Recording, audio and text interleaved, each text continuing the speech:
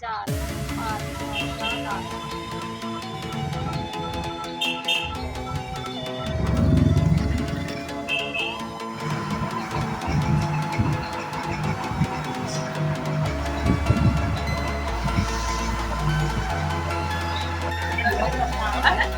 ছয় সাত নাম আছে?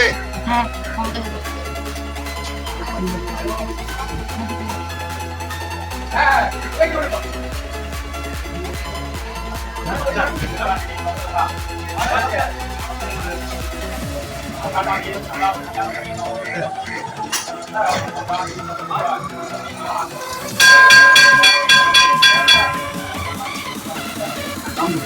রাত্রি দত্ত, জেনিকা দত্ত, পুতুল দত্ত, শেফালি দত্ত, ইতু লেট, রোহিত লেট, সান্তনা লেট, আর হচ্ছে কি যেন তপন লেট। ওদের কাশ্যপ গোত্র, আমাদের সানিল গোত্র। এছাড়া স্বর্ণেন্দু, সৌরভ, রিঙ্কু, সুশান্ত, সুধীর, গঙ্গাধর দত্ত, সান্ডিল্য গোত্র। বাবা ভর্তি আছে, একটু ভালো করে পুজো করে।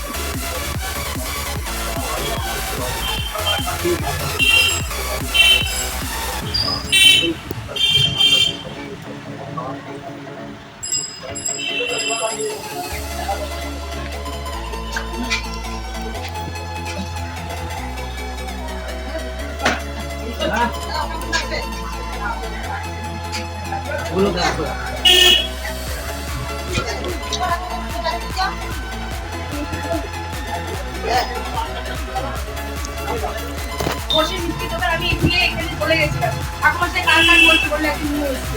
এই দুটো নীল রঙের বসে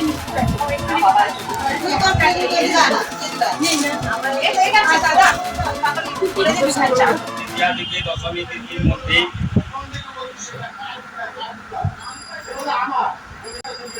শনি কিংবা মঙ্গলবার এই ব্রত করতে হয়। প্রতি নিয়ম আগের দিন নিরামিষ করতে হয়, তারপর দিন 13 রকমের ফল 13 বার লাল বর্ণ সুতা দিয়ে পূজা দিতে হয়। প্রথম কথা, পুরাকালীন নারদ ঋষি বেড়াতে বেড়াতে একদিন কৈলাসে গিয়ে উপস্থিত হলেন।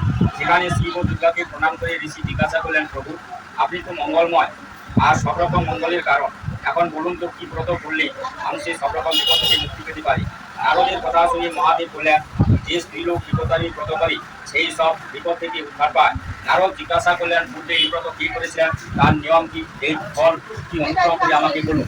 নারদের এই কথা শুনে মহাদেব বললেন, পুরাকালী বিপদ রাজ্যে একজন সত্যনিষ্ঠ রাজা ছিলেন, তার স্ত্রীও ছিলেন গুণসম্পন্না। ঘটনাচক্রে একদিন এক জামারের বইয়ের সঙ্গে তার পরিচয় হয়। লুকিয়ে লুকিয়ে তারা অনেক জিনিসপত্র দেওয়া নেওয়া করতে লাগলো। একদিন দুজনই নানা কথাবার্তা বলার মাঝখানে রানী বললেন, কখনো গোমাংস আমি দেখিনি, তুমি একটু গোমাংস লুকিয়ে এনে দিতে পারো। এরপর রানীর কথা মতো জামারের বউ একদিন একটু গোমাংস বেশ ঢাকাঢুকি দিয়ে এনে রানীকে দিয়ে গেলেন। রানী সেটা নিজের ঘরে লুকিয়ে রাখলেন। ক্রমে কথাটা রাজার কানে গিয়ে বলল। রাজা খুবই রেগে গেলেন। বরফখানি তিনি অন্তঃপুরে গিয়ে রানীকে বললেন, তোমার ঘরে তুমি কি লুকিয়ে রেখেছো শীঘ্রই আমাকে দেখাও, তা না হলে বরদান যাবে। রাজার রাগ দেখে রানীর খুব ভয় হয়। কাঁপতে কাঁপতে রানী বললেন, আমার ঘরে নানা রকমের ফলমূল রয়েছে প্রভু। রাজাকে এই কথা বলার পর রানী মনে মনে মা দুর্গাকে খুব ডাকতে লাগলেন।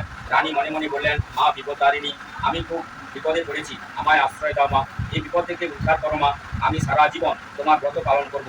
রাজার প্রার্থনায় দেবী সন্তুষ্ট হয়ে অভয় দিয়ে বললেন, তোমার স্তরে আমি সন্তুষ্ট হয়েছি, তোমার ঘরে যা ছিল সেটা এখন ফলমূল হয়ে গেছে, তুমি এখন সেগুলো রাজাকে গিয়ে দেখাও। রাজা খুবই সন্তুষ্ট হবেন। মা দুর্গার কথা মতো রানী ঘরে খুঁজিয়ে দেখলেন চুরির গোমাংসর বদলে একরাশ ফলমূল। রানী তখন সব এনে রাজাকে দেখালেন। রাজা খুব সন্তুষ্ট হলেন। ক্রমে রানী এই ব্রত পালন করে অনেক সুখ ভোগ করে দেহত্যাগের পর স্বর্গ লোকেই চলে গেলেন। এই ব্রত পালনের সংসারগুলো বিপদের আপদ থাকে না।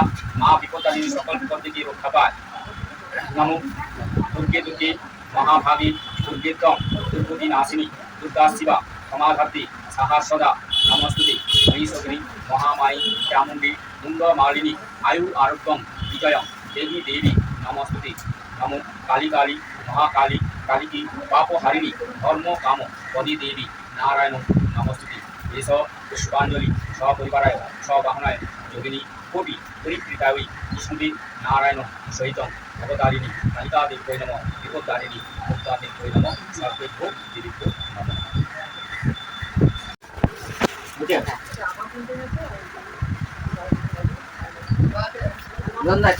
আরে দাঁড়াও,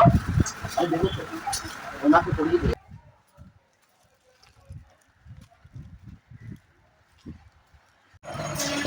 এখানে 13টা গিফট দিয়ে এগুলো সব বানিয়েছে, 13টা গিফট আর 13টা দুর্গ। এর সাথে দেওয়া হয়েছিল 13 রকম ফুল, 13 রকম ফল। ঠাকুরমশাই প্রসাদ হিসাবে এগুলো আমাকে দিয়েছে। 1 2 3 করে প্রতিটা তাগাতে কিন্তু 13টা করে দেওয়া আছে। বিপত্তারিণী আমাদের সারা বছর উদ্ধার করবে।